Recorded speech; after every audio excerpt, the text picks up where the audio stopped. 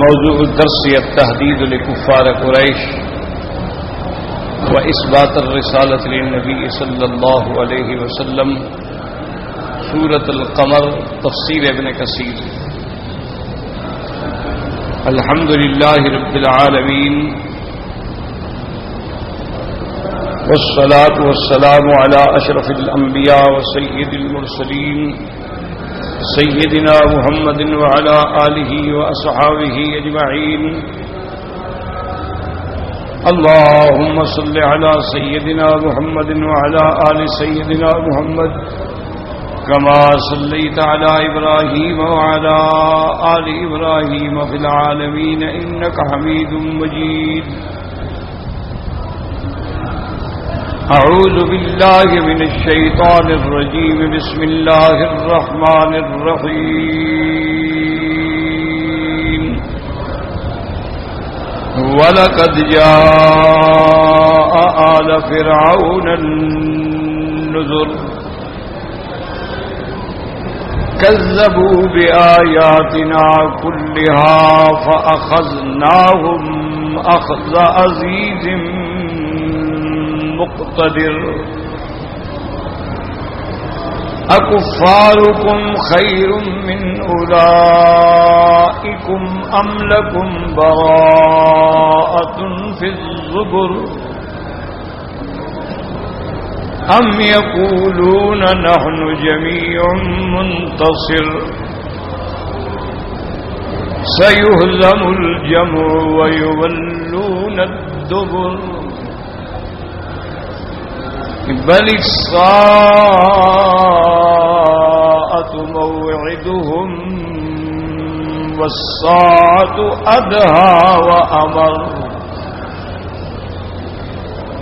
إن المجرمين في ضلال وسعر. يوم يسحبون في النار على وجوههم مس سقر. إنا كل شيء خلقناه بقدر وما أمرنا إلا واحدة كلمح بالبصر. ولقد أهلكنا أشياءكم فهل من مدكر.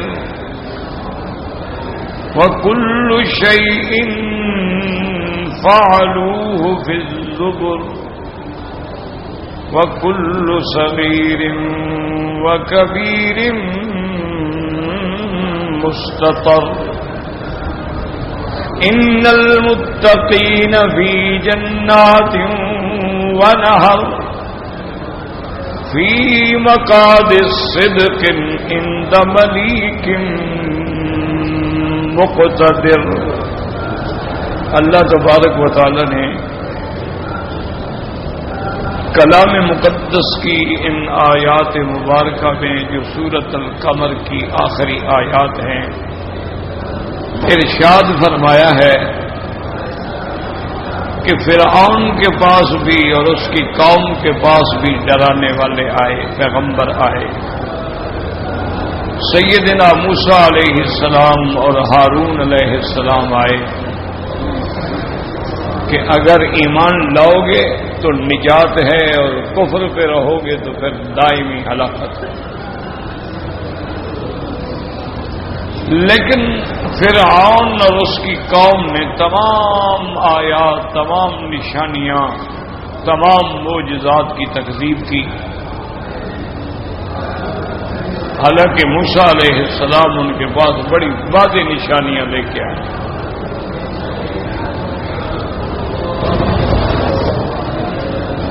اللہ تبارک و تعالی نے آپ کو ایک سب سے بڑا معجزہ عصا کا عطا فرمایا تھا جس کا ذکر اللہ نے قرآن مقدس میں بھی بار بار سورتوں میں فرمایا ہے. سب سے پہلی جب اللہ نے کلام فرمایا تو ارشاد فرمایا تھا کہ وما تلک بیمینک یا موسیٰ، تمہارے ہاتھ میں کیا ہے؟ قال ہی عصائی، یہ میرے لاٹھی ہے، اس پہ ٹیک لگا لیتا ہوں، کبھی اپنی بکریوں کے لیے پھلیاں اور پتے اتارتا ہوں اور اس سے اور بھی کام لے لیتا ہوں۔ تو وہاں بھی اس آپ کے عصا کا ذکر ہے۔ حتیٰ کہ بعض روایات اسرائیلیہ میں تو یہاں تک آیا ہے کہ یہ جو عصا موسیٰ علیہ السلام کے پاس تھا ان کو حضرت شعیب نے دیا،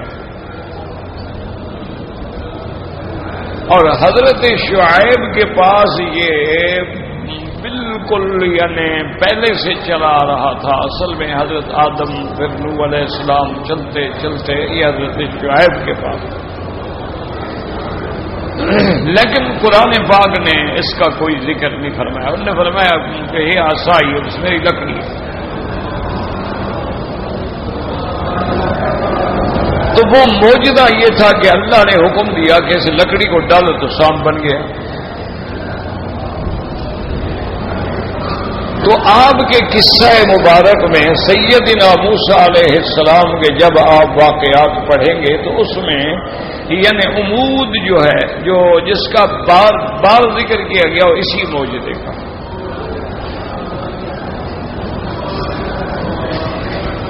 جیسے کہ سیدنا یوسف علیہ السلام کے قصے میں قصے کا عمود جو ہے وہ حضرت یوسف علیہ السلام کا قمیص ہے، کرتا ہے۔ آپ کے بچپن میں بھی کرتے کا قصہ پیش آیا، پھر آپ کو جب بھائیوں نے کنویں میں ڈالا تو پھر بھی وہ کرتے کا قصہ پیش آیا، جاؤ بقمیصہ علی دم کذب۔ جب امراۃ العزیز نے تمام دروازے بند کر کے یوسف علیہ السلام پہ ڈورے ڈالنے کی کوشش کی اور یوسف علیہ السلام دوڑے تو وہاں بھی قمیص کا قصہ آیا۔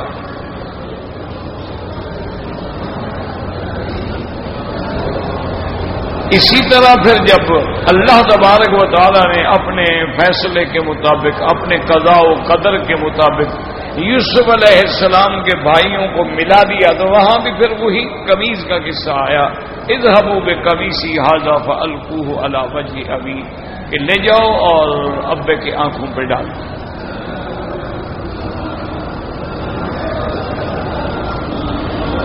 تو بعض چیزیں جو ہے نا وہ اس واقعے کا بنیاد بن جاتی ہیں۔ تو موسیٰ علیہ السلام کا یہ معجزہ جو تھا یہ ہر جگہ یہ معجزے کا ذکر ہے۔ فرعون کے پاس آئے فالقى عصاه، جادوگروں کے مقابلے پہ آئے تو وہاں بھی عصا کا ذکر ہے، اور جب حضرت موسیٰ علیہ السلام نے دریا عبور کرنا تھا وہاں بھی عصا کا ذکر ہے، جب آپ وادی تیہ میں قوم کے ساتھ تھے اور پانی کی قلت تھی وہاں بھی عصا کا ذکر ہے۔ تو یہ ایک بنیادی چیز، اس کی وجہ یہ ہے کہ معجزہ تو خیر معجزہ ہی ہوتا ہے نا، معجزہ کا تو معنی ہی یہ ہے کہ جس کام کے کرنے سے دنیا عاجز آ جائے۔ اگر اللہ اپنے پیغمبر کے ہاتھ پہ ظاہر کرے تو معجزہ ہے، اور اولیاء کے ہاتھ پہ ظاہر کرے تو کرامت۔ لیکن واقعی یہ معجزہ بھی تو عظیم تھا نا جی، کہ ایک مردہ لکڑی ہے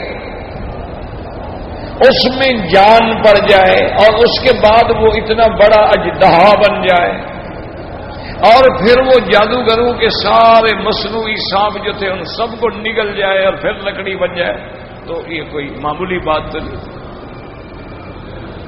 بہت بڑا معجزہ۔ بہتے ہوئے دریا پر، ورنہ پانی پہ جو آپ مارتے رہیں کیا ہوگا؟ پانی کو سارا دن آپ لکڑی سے مارتے رہیں کیا ہو جائے گا؟ لیکن موسیٰ علیہ السلام نے جب مارا تو فوراً دریا جم بھی گیا، راستے بھی بن گئے، درے بھی بن گئے، گزرنے کی راستے بھی بن گئے۔ تو ایک عظیم بات ہے نا کہ ایک لکڑی مارو اور دریا کا پانی تھم جائے۔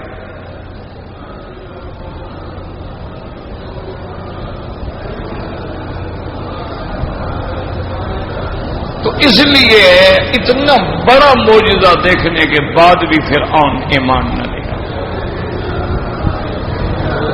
دوسرا عظیم معجزہ تھا ید بیضا، کہ حضرت موسیٰ علیہ السلام اپنا ہاتھ مبارک اللہ کے حکم سے اپنی بغل میں رکھتے اور پھر جب ظاہر کرتے تو روشن،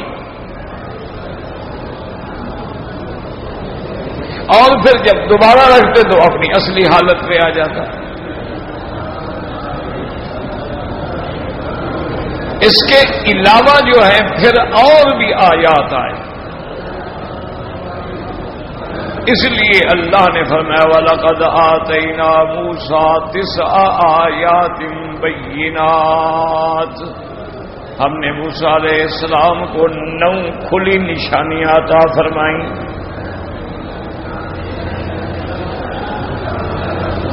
اللہ تبارک و تعالی نے قوم کبت پہ ایسی آیات دکھلائیں۔ اللہ فرماتی ہیں فَأَرْسَلْنَا عَلَيْهِمُ الْجَرَادَ وَالْقُمَّلَ وَالضَّفَادِعَ وَالدَّمَ آیات مفصلات فاستكبروا وكانوا قوما مجرمین۔ اللہ نے ان پہ مکڑی کا عذاب بھیجا کہ تمام فصلات کو اور چیزوں کو چٹ کر گئی، اور وہ اتنا گھبرائے کہ قبطی جو تھے وہ سارے دوڑ کے موسیٰ علیہ السلام کے پاس آ گئے، حالانکہ دشمن ہیں، کافر ہیں، ایمان نہیں لے آتے، لیکن جب مار پڑی قالوا یا موسیٰ ادع لنا ربک بما عہد عندک لئن کشفت عنا الرجز لنؤمنن لك ولنرسلن معك بنی اسرائیل۔ انہوں نے کہا موسیٰ علیہ السلام اپنے اللہ سے دعا مانگو، اگر اللہ ہمارا یہ عذاب ہٹا دیں تو ہم ایمان بھی لائیں گے اور بنی اسرائیل کو بھی اجازت دے دیں گے آپ اپنی قوم کو لے جائیں۔ حضرت موسیٰ علیہ السلام نے اللہ سے دعا مانگی، اللہ نے عذاب ہٹا دیا، لیکن قوم پھر اسی طرح کفر پہ اکڑ گئی۔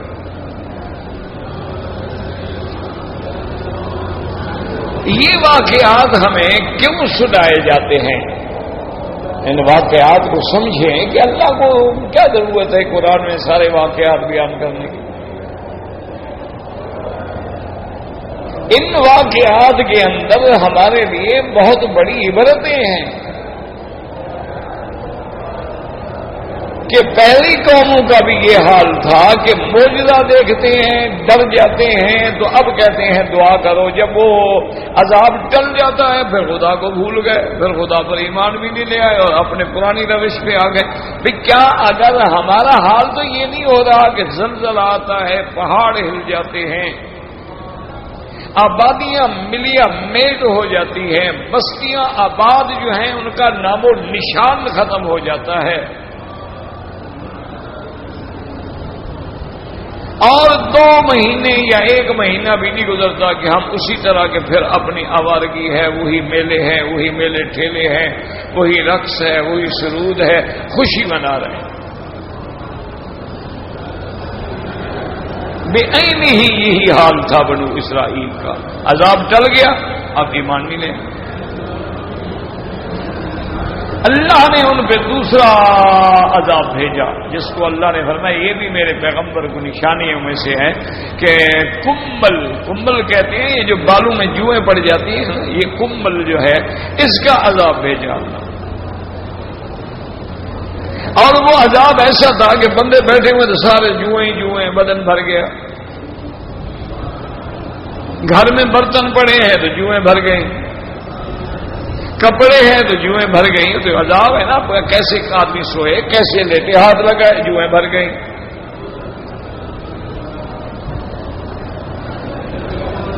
اللہ نے وہ عذاب بھی رفع فرمایا۔ موسیٰ علیہ السلام نے دعا کی لیکن پھر بھی ایمان نہیں لیا۔ اب اللہ نے ان پہ مینڈک کا عذاب بھیجا کہ وہ جناب اگر مٹکے میں بھی پانی رکھے تو مینڈک نکل آئے، کنویں میں ڈول ڈالے مینڈک نکل آئے، پھر روئے دعا کرو جی اللہ بچا لے، اللہ نے عذاب ڈال دیا پھر مڑ گئے۔ اللہ نے پھر عذاب بھیجا خون کا، کہ اگر وہ ڈول ڈال کے کنویں سے پانی نکالتے ہیں وہ خون کا بھرا ہوا ہے، مٹکے سے پانی کا گلاس بھرتے ہیں وہ خون کا بھر جاتا، اور بنو اسرائیلی بھرتے ہیں تو پانی ہے، لیکن اگر قبطی بھرتے ہیں تو خون بھرا ہوا ہے۔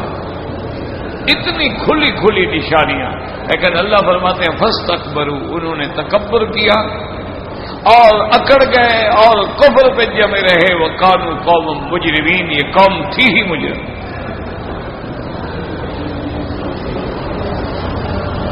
اور اس پہ بھی غور کرو کہ اللہ نے یہ عذاب کیوں دکھلائے، کبھی مینڈک ہے، کبھی جوئیں ہیں، کبھی خون ہے، کبھی بکری ہے، کبھی لکڑی ہے، وجہ کیا؟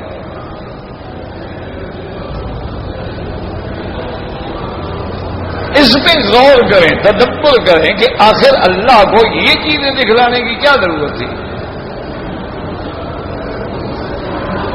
تو علماء نے فرمایا ہے کہ اللہ اپنی کمال قدرت کا اظہار فرماتے ہیں کہ فرعون کے لشکر کا مقابلے پہ ہم لشکر نہیں بھیجیں گے، ہم چاہیں تو تمہیں جوں سے مروا ڈالیں، ہم چاہیں تو بغیر زخم کے، بغیر کچھ کیے تمہارے سارے پانی کو خون بنا ڈالیں، تم پینے سے رہ جاؤ۔ وہ ایک تاریخ میں قصہ آتا ہے نا، اللہ عالم سچا ہے یا جھوٹا ہے، تاریخ کا اعتبار تو نہیں ہوتا نا، چونکہ تاریخ جو ہے نا یہ ہوتی ایسی ہے، اس میں ساری رتب یابس، صحیح غلط سب کچھ شامل ہوتا ہے۔ اسی لیے آپ دیکھتے ہیں نا اخبار پڑھتے ہیں، اخبار کو اخبار کیوں کہتے ہیں کہ خبر ہے، والخبر یحتمل الصدق والکذب، ہو سکتا ہے سچی ہو سکتا ہے جھوٹی ہو، ایک دن آپ پڑھیں گے دوسرے دن تردید آ جائے۔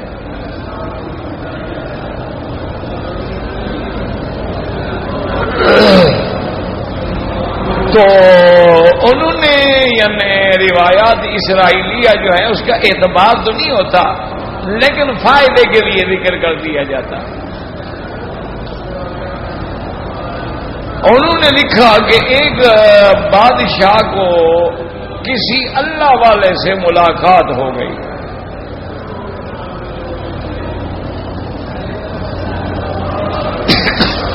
آخر وہ اتنا اس کا معتقد ہو گیا، اس نے جب اللہ والے کی کرامات دیکھی، ان کی عبادت، ان کی ریاضت، ان کا زہد، ان کا تقوی، تو ایک دن کہنے لگا کہ حضرت مہربانی کر کے میرے ملک کے معاشی حالات ٹھیک نہیں ہیں، دعا کرتے ہیں کہ بس میں جس چیز کو ہاتھ لگاؤں نا وہ سونا بن جائے۔ اللہ والے نے سمجھایا اللہ کے بندے یہ اللہ کا نظام ہے، یہاں مشقت بھی آتی ہے، غریبی بھی آتی ہے، کبھی اللہ زیادہ دے دیتے ہیں، کبھی تھوڑا دے دیتے ہیں، کبھی نفع آ جاتا ہے، کبھی گھاٹا آ جاتا ہے، کبھی فصل ہو جاتا ہے، کبھی چھن جاتا ہے، یہ نظام ہے اللہ کا، اس پہ راضی رہو، اس میں حکمتیں ہیں۔ اللہ نے کہیں صحرا بنا دیے ہیں، کہیں جنگلات بنا دیے ہیں، کہیں پہاڑ بنا دیے، کہیں میدان بنا دیے، کہیں سمندر بنا دیے، کہیں دریا بنا دیے، یہ حکمتیں ہیں۔ ہماری نظروں میں وہ صحرا ہوتا ہے، لیکن اس صحرا کے اندر بھی اس کا وجود جو ہے وہ اس عالم کی بقا کے لیے ضروری ہے۔ جیسے پہاڑ ہے، کوئی کہتے ہیں جی خشک پہاڑ ہے، لیکن اس کا وجود بھی ضروری ہے کہ اللہ نے اسی سے تو اس زمین کو جما دیا۔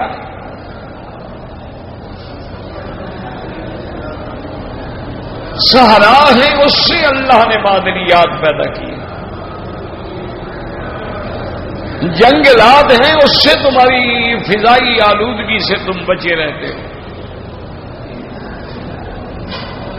اب یہی وجہ ہے نا کہ دنیا سے جنگلات ختم ہوتے جا رہے ہیں، گرمی کا پریشر جو ہے وہ بڑھتا جا رہا ہے، اور گلیشیئر پگھلنے شروع ہو گئے، طوفان آ گئے۔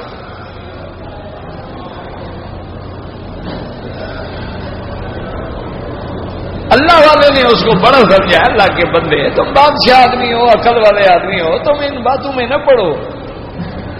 اس نے کہا نہیں جناب، بس مہربانی کریں، مہربانی کریں۔ انہوں نے کوئی دعا بتلا دینے کا چاہیے پڑھا کرو، اتنے عرصے کے بعد تمہارے ہاتھ میں اللہ ایسی کرامت دے دیں گے کہ جس ہاتھ چیز کو بھی ہاتھ لگاؤ گے سونا بن جائے گی۔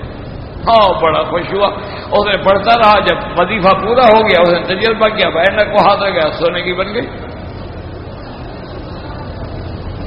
بڑا خوش ہوا، اس نے کہا کمال ہے، اب تو میرے ملک میں کوئی غریب رہ نہیں سکتا نا، ہم پتھر کو ہاتھ لگا کے سونا بنا دیا کریں گے۔ اب یہ تو بڑا خوش ہوا، لیکن جب پانی پینے لگا پانی کو ہاتھ لگایا وہ بھی سونا بن گیا۔ اب انہوں نے کھانا سامنے رکھا، روٹی پہ ہاتھ رکھے وہ بھی سونا بن جائے، کھائے کیا؟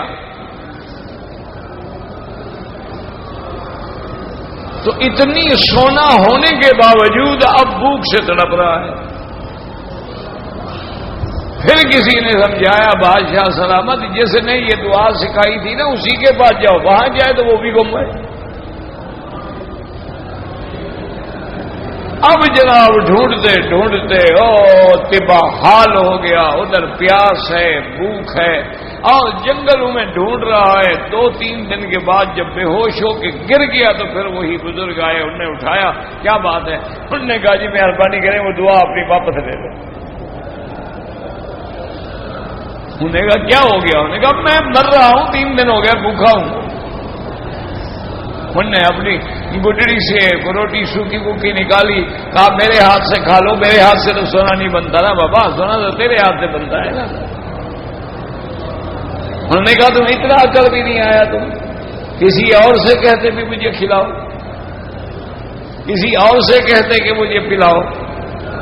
اور انہوں نے کہا حضرت پھر بھی تو میں دوسروں کا غلام ہو گیا، محتاج ہو گیا، پھر سونے کا کیا فائدہ؟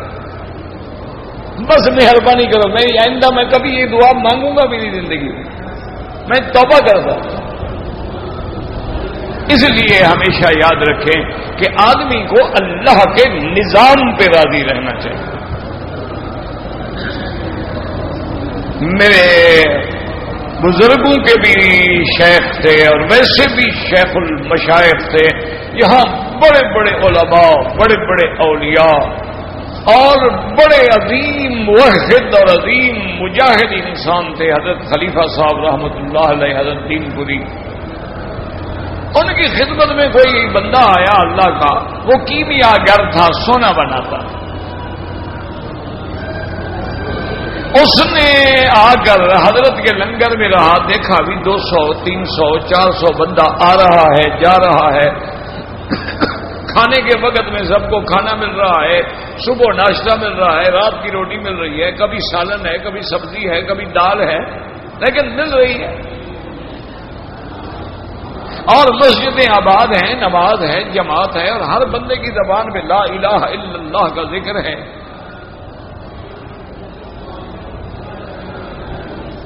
تو وہ بڑا متاثر ہوا۔ اس نے ایک دن 3-4 دن کے بعد علیحدگی میں حضرت سے ملاقات کی اور اس نے کہا کہ حضرت الحمدللہ میں نے آپ کے لنگر میں اتنے دن رہا ہوں، کھایا ہے پیا ہے، اور میں نے دیکھا ہے ماشاءاللہ کہ اللہ نے اس جگہ کو آباد رکھا ہے، لیکن بیچارے کبھی دال ہے، کبھی سبزی ہے، کبھی وہ پتے ابالتے ہیں، کبھی گندل ابالتے ہیں، کبھی گڑ کے ساتھ روٹی مل رہی ہے، کبھی گڑ والی چائے مل رہی ہے، کبھی دودھ ہے، کبھی نہیں ہے، کبھی پتی ہے، کبھی تھوڑی ہے، کبھی زیادہ ہے۔ تو مجھے اللہ نے ایک علم دیا ہے کہ میں سونا بناتا ہوں۔ اگر آپ کو یقین نہ ہو میں چیزیں لکھ دیتا ہوں، اپنا آدمی بھیجیں، یہ چیزیں منگوائیں، آپ کے سامنے بیٹھ کے میں آپ کو بنا دوں گا تاکہ لنگر کسی کا محتاج نہ رہے۔ لنگر کے لیے جتنا ضرورت ہوئی بنا لیا۔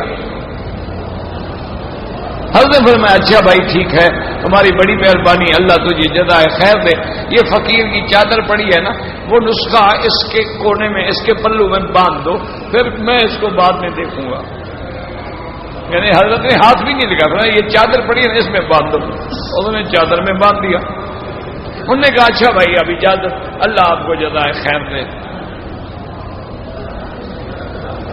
اس نے کہا مجھے دل میں بڑا شبہ ہو گیا کہ سونے کے لیے تو لوگ مر جاتے ہیں، جانیں لگا دیتے ہیں، جائیدادیں برباد کر دیتے ہیں، اور یہ پیر صاحب کیسے ہیں کہ اس کو ہاتھ بھی نہیں لگایا، یہ اپنی بزرگی مجھے دکھانا چاہتے ہیں، جب میں نکل جاؤں گا تو یہ تو جناب اس کو صرف پڑھیں گے نہیں، یہ تو سر پہ رکھیں گے۔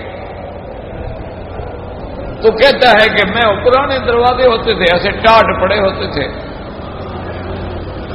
اور لکڑیاں ہوتی تھیں تو وہ بھی پرانی اور جھریاں ہوتی تھیں، تو ایک جھری سے میں نظر لگا کے کھڑا ہو گیا، میں نے دیکھا سردی کا زمانہ تھا، انگیٹھی جل رہی تھی، تو حضرت نے وہ چادر پکڑی اور اس کو بڑے آرام سے کھولا اور یوں کیا تو نسخہ جو تھا آگ میں گیا، کاغذ تھا جل گیا۔ اب میری چیخ نکل گئی، میں نے کہا کمال ہے، دنیا میرے پیچھے جوتیاں اٹھا رہی ہے اور میں ان کی بات نہیں سنتا، اور ان اللہ والوں کا کمال ہے کہ سونے کا نسخہ دیا اس کو بھی جلا دیا، پڑھا بھی نہیں، دیکھا بھی نہیں۔ میں اندر نے کہا حضرت آپ نے کیا کیا؟ فرمایا اللہ کے بندے، آج تک فقیر کا لنگر اللہ چلا رہا تھا، اب مجھے تم سونے کا محتاج بنانا چاہتے ہو؟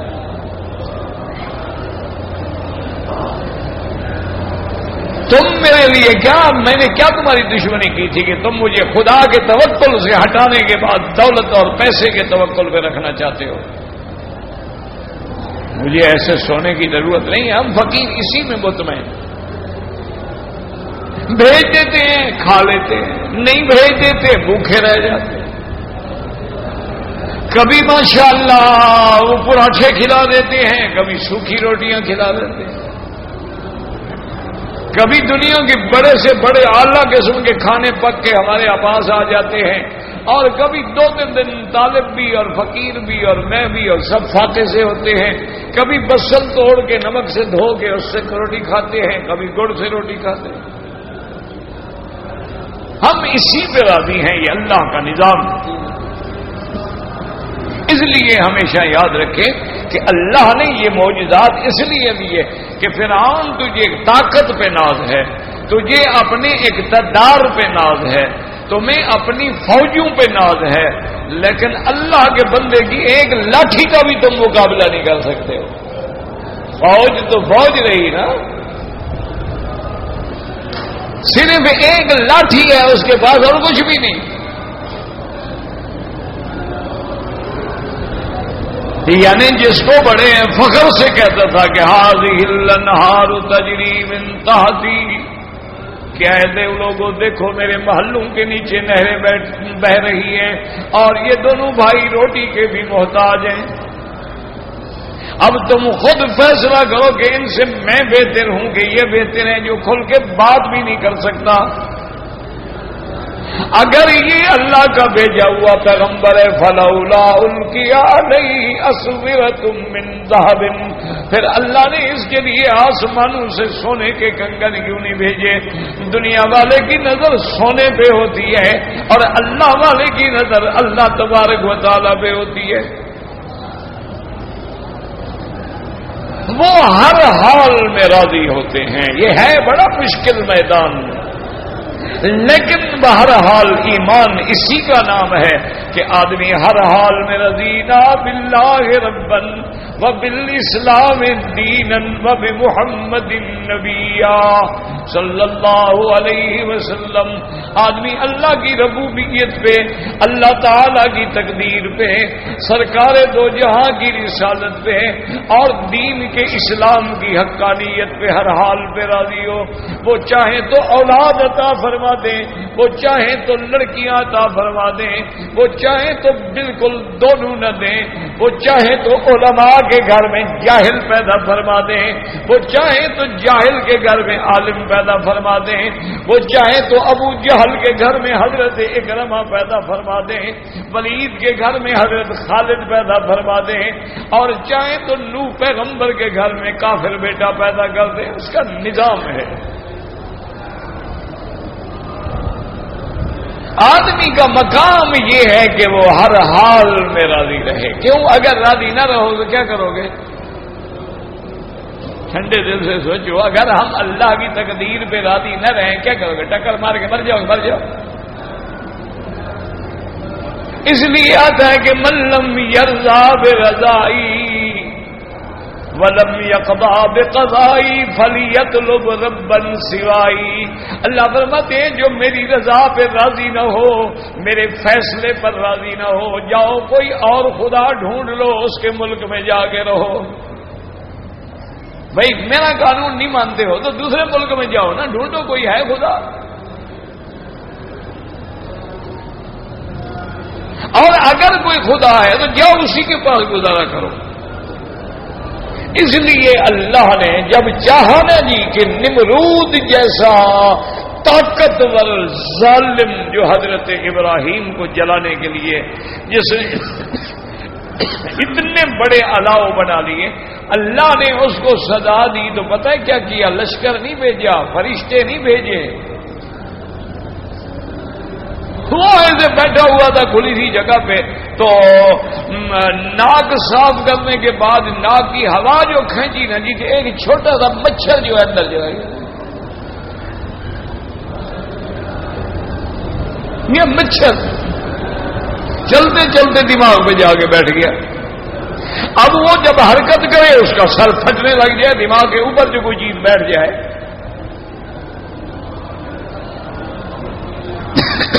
اب دوائیں کر رہا ہے، سارے اطباء سارے حکیم ناکام ہو گئے. ایک طبیب کو سمجھ آئی، اس نے کہا کوئی بات تو ہے ایسی. اس نے کہا اچھا اس کے سر پہ ذرا مار کے دیکھو. مار کے دیکھا تو ذرا وہ ٹھیک ہو جائے. انہوں نے کہا اور زور سے مارو وہ اور زیادہ ٹھیک ہو جائے. آخر غلام جو تھے، نوکر جو تھے، وہ مار مار کے ہاتھ لال ہو گئے. اس نے کہا ابھی جوتا اٹھاؤ، جوتا اٹھا کے مارے. اللہ نے فرمایا دیکھ لیا میری طاقت، ایک مچھر بھیجا ہے چھوٹا سا، تمہیں گھر میں بیٹھے ہوئے جوتے لگ رہے ہیں. یہ اللہ کا نظام ہے میرا بھائی. دیکھو نا تم ایک الحمدللہ ثم الحمدللہ اللہ نے حرم نصیب کیا، اللہ محروم نہ فرمائے، اور اللہ ہر امتحان سے محفوظ فرمائے. کیونکہ ہم عاجز ہیں، وہ برداشت کرنا اولیاء کا کام ہے. ہم تو عاجز ہیں، ہماری طاقت کیا ہے؟ اسی لیے ہمیں تو اپنے محبوب نے سکھلایا نا کہ معافی مانگو، اسالک العفو والعافیہ.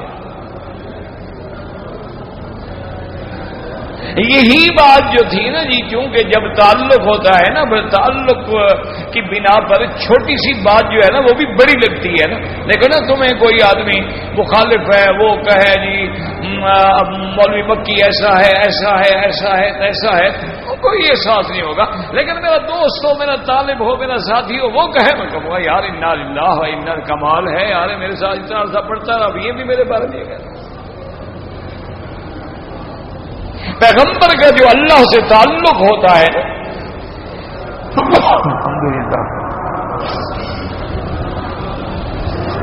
الحمدللہ یہدینا و یہدیکم اللہ. اسی لیے جب حضرت یوسف علیہ السلام نے ان کو تعبیر دی تھی اور اس کو بتلایا تھا کہ تم کل بادشاہ تمہیں بلا لے گا اور تم بادشاہ کے ساقی بن جاؤ گے، تو جب وہ جانے لگا تو بس اتنا کہہ بیٹھے کہ فذکرنی عند ربک، کہ بھائی جا رہے ہو اور بادشاہ کا تمہیں قرب بھی ملے گا، یاد تو کرا دینا نا کہ یوسف علیہ السلام بے گناہ جیل میں ہے، جرم کرے عزیز کی بیوی اور سزا دو یوسف علیہ السلام. نہ ایمان سے کہو آج کل ایسے نہیں ہوتا. قرآن کا کوئی واقعہ ایسا نہیں جو ہمارے سروں پہ چوٹ نہ لگاتا. آج کل بھی تو یہی ہوتا ہے نا کہ اگر بڑے آدمی کی بیوی ہے اور نوکر سے عشق ہو گیا ہے، وقت آ جائے مار نوکر کو پڑے گی. کوئی غریب آدمی ہے مار اس کو پڑے گی. بڑے آدمی کا تو کوئی جرم ہی نہیں ہے نا.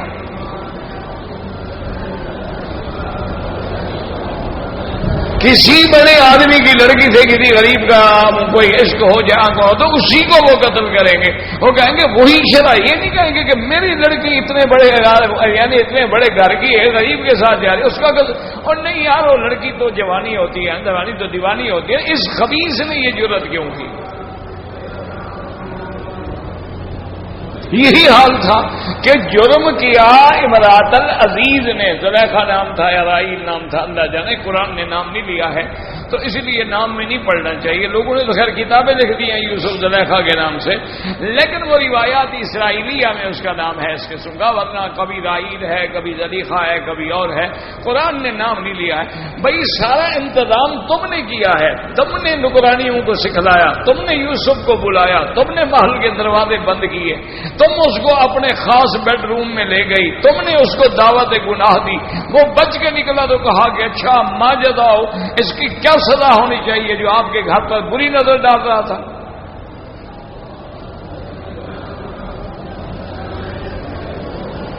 اور آگے بھی وہ وزیر سے معلوم ہوتے ہیں کہ زن مرید قسم کا آدمی تھا. اس نے کہا تو صحیح کہ دیکھو غلطی تو تمہاری ہے، یوسف کا قصور نہیں ہے، یوسف عارض الحاظہ، چھوڑو اس کو. بس اس سے کہا واستغفری ذنبک، تم اپنے گناہ کی توبہ کرو، گناہ گار تم ہو. اچھا گناہ گار بھی تم ہو لیکن یوسف کو جیل بھیج دو. کیونکہ اگر یوسف علیہ السلام باہر ہوں گے تو لوگ کہیں گے نا اچھا یہ یوسف، اچھا اس کے ساتھ ہوا تھا، اس کے ساتھ جیل چلا جائے گا، کسی کو پتہ نہیں لگے گا، تو بعد لوگ بھول جائیں گے. پھر بھی اپنی عزت کو بچانے کے لیے اسی کو جیل بھیج دو. اب حضرت یوسف علیہ السلام اتنا کہہ بیٹھے کہ فاذکرنی عند ربک، اپنے بادشاہ کو جا کے میرے بارے میں بتلا دینا. یہ کوئی گناہ تو نہیں ہے نا کہ بادشاہ کو آدمی کہے کہ جی میں بے گناہ پڑا ہوں، میرا کیس تو دیکھو، فائل تو منگاؤ، جرم کیا ہے، میں کس جرم کے اندر یہاں ہوں. لیکن یہ کوئی گناہ بھی نہیں، نہ شرعاً منع ہے. بھی ہم آدمی اپنی بے گناہی کے لیے فریاد کرتا ہے، لیکن اللہ کو پسند نہیں آئی بات. اللہ نے فرمایا اچھا یوسف علیہ السلام اب ہر کنویں میں بھائیوں نے ڈالا تو ہم نے بچایا، اور آپ بازار مصر میں بکنے لگے تو ہم تمہیں وزیر کے گھر میں لائے، اور اس وزیر کے گھر میں اس کی بیوی نے ڈورے ڈالے تو ہم نے بچایا کہ دروازے تیرے ہاتھ لگنے سے کھلتے گئے. پھر تیری عزت و عصمت پہ حرف آیا، اس عورت نے تیری عزت پہ حملہ کیا، پھر بھی ہم نے ان کے گھر سے گواہ دے کے تیری عزت کو ہم نے بچایا. اب جب تکلیف ہوئی ہے تو اس کے بعد کہتے ہو کہ جناب بادشاہ کو یاد دلانا کہ میں بے گناہ پڑا ہوں، پڑے رہو.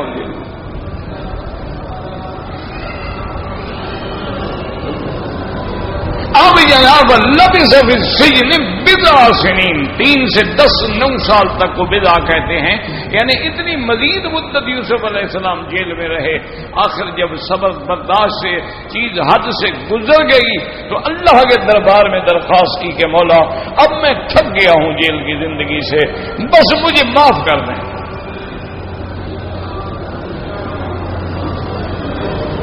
اللہ نے جبریل علیہ السلام کو بھیجا اور فرمایا کہ یوسف تم نے تو جیل خود مانگی تھی نا کہ رب السجن احب الی مما یدعوننی الیہ، کہ یا اللہ یہ عورتیں جو مجھے گناہ کی دعوت دے رہی ہیں ان کی دعوت کے بجائے میرا جیل میں جانا بہتر ہے. تو تم نے جیل مانگی تھی، ہم نے جیل بھیج دی، آپ پچھتاتے کیوں ہو؟ تم اگر اس وقت بھی دعا مانگتے اللہ ان عورتوں کے مکر سے بھی بچا اور جیل سے بھی بچا، ہم دونوں سے بچا دیتے. اب ہم سے مانگ رہے ہو تو کل صبح کا سورج نکلنے دو. ہم یہ نہیں کہ تمہیں صرف جیل سے نکالیں گے بلکہ وزارت کا تخت تیری انتظار میں. تو اس لیے حکم ہے کہ ہم چونکہ عاجز ہیں ہمیں یہ مانگنا چاہیے کہ اللہم انی اسألک العفو والعافیت، اللہ ہمیں معاف بھی فرما دے اور عافیت کی زندگی بھی عطا فرما دے. ہم کمزور ہیں، عاجز ہیں، ہم میرا مولا تحمل بھی نہیں کر سکتے اتنے بڑے امتحان. تو اس لیے ہمیشہ یاد رکھیں کہ اللہ نے ایسی چیزیں دی ہیں کہ اب کوئی سوچ سکتا ہے کہ بھی ایک مینڈک کیا بگاڑ لے گا. مینڈک یہ جو پانی میں ہوتا ہے نا مینڈک ٹٹر کرتا رہتا ہے، کیا کر لے گا. اللہ نے وہ مینڈک ایسا عذاب بنا دیا کہ گھر میں جو آئے نا جی جو برتن میں پانی رکھا ہے وہ ڈھکنا اٹھائے مینڈک نکلا ہے، مینڈک ٹھہرا رہا ہے. اچھا گلاس بھر کے رکھا پانی کا اور باتھ روم میں بیٹھ کے ادھر دیکھا وہ مینڈک اندر آ گیا، ٹپ آ رہا ہے. اس لیے اللہ نے فرمایا کہ فرعون مت بنو، اپنی قوت و طاقت پہ ناز مت کرو، ہم چاہیں تو ایک لاٹھی سے تمہیں سیدھا کر دیں۔ آخر میں جب فرعون غرق ہوا ہے تو کیا تھا؟ موسیٰ علیہ السلام نے لاٹھی ہی ماری تھی نا پانی میں، وہی لاٹھی ہی کام آئی۔ اس لیے اللہ نے ان نشانیوں کا ذکر فرمایا ہے کہ وَلَقَدْ جَاءَ آلَ فِرْعَوْنَ النُّذُرُ، اللہ فرماتے ہیں فرعون کے پاس بھی ہم نے ڈرانے والوں کو بھیجا، کذبوا بآیاتنا، لیکن انہوں نے ہماری آیات کو، نشانیوں کو جھٹلایا، انہوں نے تکذیب کی، انہوں نے موسیٰ علیہ السلام اور ہارون علیہ السلام کو جادوگر کہا، انہوں نے موسیٰ علیہ السلام اور ہارون علیہ السلام کو نعوذ باللہ جھوٹا کہا، فَأَخَذْنَاهُمْ أَخْذَ عَزِيزٍ مقتدر، اللہ فرماتے ہیں پھر ہم نے ان کو ایسے پکڑا، غالب پکڑنے والا، جو غالب ہے، جو ہر چیز پہ قادر ہے، ہم نے پوری طاقت سے، قوت سے، غلبے سے پکڑ کے پھر فرعون کی شیخی جو تھی ہمیشہ کے لیے ختم کر دی، ہم نے اس کو اور اس کی قوم کو دریا میں غرق کر دیا، اور ہم نے فرعون کی لاش کو عبرت بنا دیا کہ قیامت تک دنیا آ کے نمونہ دیکھتی رہے کہ اللہ کے مقابلے پہ پھر فرعونوں کا انجام کیا ہوتا ہے۔ یہ چند روزہ زندگی پہ آدمی کو تکبر نہیں کرنا چاہیے، اترانا نہیں چاہیے، ہر وقت خیال رکھے کہ کیا ہوگا، کل کیا ہوگا، کل کیا ہوگا، اور ہم کس حال میں گزریں گے۔ اس لیے اللہ نے اس کے ذکر کے بعد اب کفار قریش حضور پاک کی قوم کو تنبیہ فرماتے ہیں، اکفارکم خیر من اولئکم ام لکم براءۃ فی الزبر، اللہ نے فرمایا میرے مدنی محبوب ان مکے والوں سے کہیں، او مشرکو، او مکے کے کافرو، کیا تمہارے کافر ان کافروں سے کچھ زیادہ بہتر ہیں، ان سے کچھ زیادہ طاقتور ہیں، ان سے کچھ زیادہ قوت والے ہیں، یا تمہارے پاس کوئی کتاب میں لکھا ہوا پروانہ ہے کہ تمہیں کچھ نہیں ہوگا؟ تم جو میرے مدنی کا مقابلہ کر رہے ہو تو کس بات پہ، کس گھمنڈ پہ؟ کیا تم پہلے کافروں سے زیادہ طاقتور ہو، یا تمہیں عذاب سے نجات کا پروانہ ملا ہوا ہے؟ کہتے ہیں ام یقولون نحن جمیع منتصر، مکے والے کہتے تھے کہ ہم اتنی بڑی طاقت والے، اتنی بڑی جماعت ہیں، اتنی بڑی تعداد میں ہیں، ہم سب مل کے اس کا مقابلہ کریں گے۔ اللہ پاک نے فرمایا تم کیا مقابلہ کرو گے جب وقت آئے گا سیہزم الجمع ویولون الدبر، تمہارا لشکر پیٹ دے کے بھاگے گا اور اللہ تبارک و تعالیٰ کے مسلمان غالب آئیں گے، تمہیں چن چن کے ماریں گے اور تم بھاگ رہے ہوگے۔ تم جو کہتے ہو کہ مقابلہ، ایک تو ہم دنیا میں یہ سزا دیں گے، اسی لیے حضور بدر والے میدان میں یہ پڑھ رہے تھے سیہزم الجمع ویولون الدبر، اللہ نے بدر میں عذاب دیا، اللہ نے غزوہ احزاب میں عذاب دیا، اللہ نے غزوہ حنین کے موقع پہ عذاب دیا، اللہ نے مکہ فتح کر کے ان ظالموں کو جو میرے مدنی کے نکالنے والے تھے خود نکال دیا کہ مشرکو پلید ہو نکل جاؤ، اب پاک لوگوں کے رہنے کی جگہ ہے، اب میرا مدنی اور اس کی پاک جماعت آ گئی ہے۔ انما المشرکون نجس فلا يقربوا المسجد الحرام بعد عامهم هذا، اللہ نے فرمایا آج کے بعد یہ مسجد الحرام ہے، یہ حرمت والی مسجد ہے، یہ شان والی مسجد ہے، اب اس کے اندر کافر نہیں رہ سکتا، مشرک نہیں رہ سکتا ہے، اس کو نکال دیا جائے گا۔ اس لیے حضور پاک نے سیدنا علی رضی اللہ تعالیٰ عنہ کو فرمایا کہ آج اعلان کر دو مکے میں جا کر کہ خبردار آج کے بعد مشرک مکے میں داخل نہیں ہوگا، ہم تمہیں مہلت دیتے ہیں، اتنی مہلت کے اندر تم یہاں سے نکل جاؤ۔ اور آپ نے حکم دیا شرک کی ہر نشانی کو مٹا ڈالو، اگر کوئی قبریں اونچی ہیں ان کو بھی برابر کر ڈالو، اگر کوئی بت خانے ہیں تو ان کو بھی توڑ ڈالو، اگر کوئی تصویریں ہیں، اگر کوئی صورتیں ہیں اصنام کی بنی ہوئی ہیں ان کو بھی مٹا ڈالو۔ حضرت علی نے حکم پہ تعمیل کی، اور جب اچھی طرح مکہ صاف ہو گیا، شرک مٹ گیا، مشرک ختم ہو گئے، بت پرستی ختم ہو گئی اور دیوی دیوتا اڑ گئے، لات حبل کو نکال دیا گیا، جب مکہ پاک ہو گیا تو اللہ نے حکم دیا میرے پاک نبی اب آ جاؤ، اپنا گھر میں نے تیرے لیے پاک کر دیا ہے، صلی اللہ علیہ وآلہ آلہ وصحبہ وسلم تسلیما کثیرا کثیرا۔ اس لیے اللہ فرماتے ہیں سیہزم الجمع ویولون الدبر، اس لیے حضرت عمر فرماتے ہیں رضی اللہ تعالی عنہ کہ میں نے بدر کے دن دیکھا تھا حضور پاک نے زرہ پہنی ہوئی تھی اور حضور صلی اللہ علیہ وسلم فرما رہے تھے سیہزم الجمع ویولون الدبر۔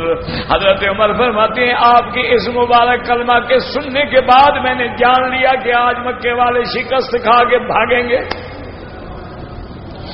اب آگے اللہ فرماتے ہیں بل الساعۃ موعدہم والساعۃ ادہا وامر۔ اللہ نے فرمایا میرا مدنی یہ تو کافروں کو ہم دنیا میں سزا دیتے ہیں نا، یاد رکھو کافروں کے لیے دو سزائیں ہوتی ہیں، ایک دنیاوی سزا ہوتی ہے، اللہ کبھی عذاب بھیج دیتے ہیں، اللہ کبھی کسی طاقتور لشکر کو بھیج دیتے ہیں، جیسے اللہ نے یہودیوں پہ عذاب بھیجا، بخت و نصر آیا، کئی بادشاہ آئے، انہوں نے آ کے ان کا ستیہ ناس مار ڈالا، 6 لاکھ یہودی کو ایک دن میں مارا گیا، ان کو نکالا گیا۔ اللہ کبھی یہ عذاب دیتے ہیں، لیکن اللہ نے فرمایا میرا مدنی اصل عذاب تو وہ ہے جب قیامت کا دن ہوگا، بل الساعۃ جب قیامت کا دن ہوگا، ادھا وامر، اور وہ دن ایسا دہشت والا ہوگا کہ لوگ اپنے پسینوں میں ڈوبے ہوئے ہوں گے، اور جب قیامت کا زلزلہ آئے گا اللہ فرماتے اذا زلزلت الارض زلزالها واخرجت الارض اثقالها وقال الانسان ما لها۔ اسی طرح اللہ فرماتی ہے کہ قیامت کا جب زلزلہ آئے گا یا ایھا الناس اتقوا ربکم ان زلزلۃ الساعۃ شیء عظیم یوم ترونها تضع كل ذات حمل حملها وترى الناس سکارى وما هم بسکارى ولكن عذاب الله شدید۔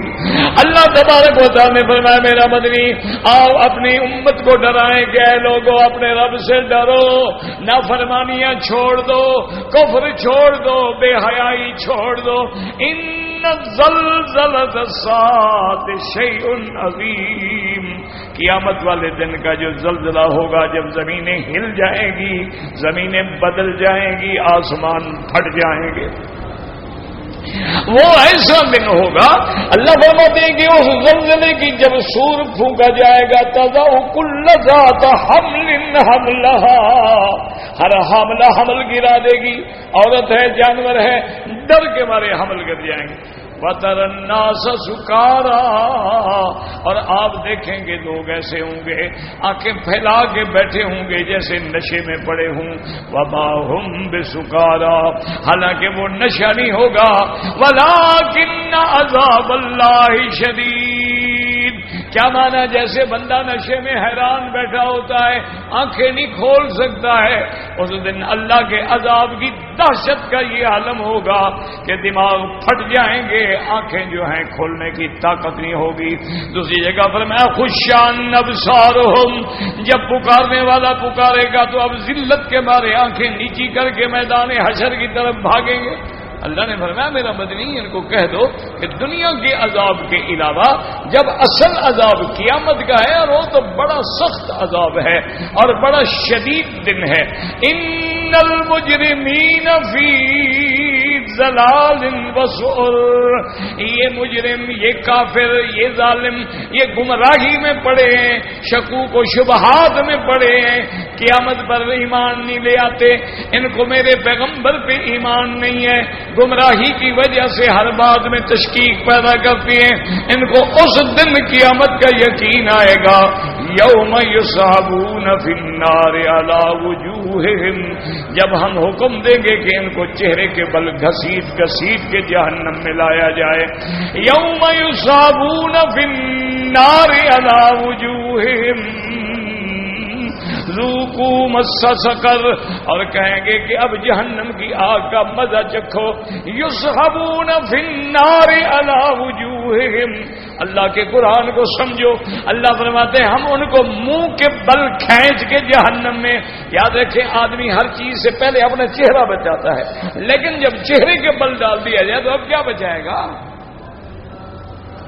اسی طرح بعض آیات میں یہ بھی آتا ہے کہ جہنمیوں کو اللہ سر کے بل چلائیں گے، تو صحابہ نے پوچھا یا رسول اللہ صلی اللہ علیہ وسلم بندہ سر کے بل کیسے چلے گا؟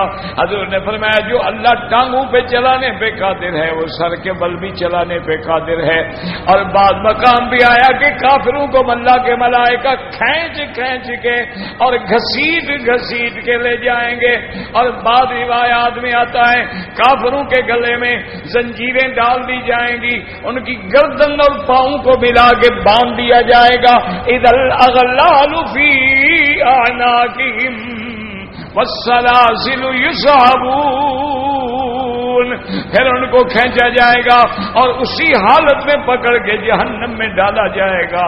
اللہم اعذنا من النار، اللہم اجرنا من النار، اللہم انا نسألک رضاک والجنت ونعوذ بک من سخطک والنار۔ اللہ سے دعا مانگیں اللہ ہمیں ہر قسم کے عذاب دنیاوی اور اخروی سے محفوظ فرما۔ یا اللہ ہم تیرے عاجز بندے ہیں، تیرے دروازے پہ ہاتھ پھیلا کے بیٹھے ہیں، یا اللہ ہماری اور تمام مسلمانوں کی ظاہری باطنی روحانی جسمانی نفسانی بیماریاں پریشانیاں دور فرما دے۔ اسألک العفو والعافیہ، اللہم انک عفو تحب العفو فاعف عنا، یا اللہ آپ کو تو معاف کرنا محبوب ہے، لہذا اپنی اس محبوب چیز کی وجہ سے ہمیں معاف فرما دے، ہمارے گناہ معاف فرما دے، یا اللہ ہماری خطائیں معاف فرما دے، یا اللہ ہماری زیادتیاں معاف فرما دے، یا اللہ عالم اسلام کی عزت و غلبے کا فیصلہ فرما دے، یا اللہ کفار کی ذلت کا فیصلہ فرما دے، یا الہ العالمین مسجد اقصی کو مسلمانوں کے لیے کھول دے، اور یا اللہ جیسے تو نے اپنا کعبہ ہمیں نصیب کیا ہے اپنی رحمت سے ایک دفعہ ہمیں مسجد اقصی میں بھی نماز نصیب فرما، یا الہ العالمین تمام دنیا کی مساجد کی حفاظت فرما، مدارس کی حفاظت فرما، دین والوں کی حفاظت فرما، علماء کی حفاظت فرما، فقہاء کی حفاظت فرما، محدثین کی حفاظت فرما، تبلیغ والوں کی حفاظت فرما، یا اللہ جو آدمی تیرے دین کا کام کر رہا ہے سب کی حفاظت فرما، یا اللہ دنیا سے جھگڑے اور فتنے اور بیماریاں اور پریشانیاں اور حسد اور تحاسد اور تباغض سے محفوظ فرما۔ اللہم سلمنا ولا تسلمنا وامنحنا ولا تمتحنا، اللہم اکرمنا ولا تہنا، اللہم زدنا ولا تنقصنا، اللہم اعطنا ولا تحرمنا، اللہم آثرنا ولا تؤثر علینا، اللہم اجعلنا فی زمانک و امانک و احسانک، صلی اللہ تعالی علی خیر خلقہ سیدنا محمد وعلی آلہ وصحبہ اجمعین۔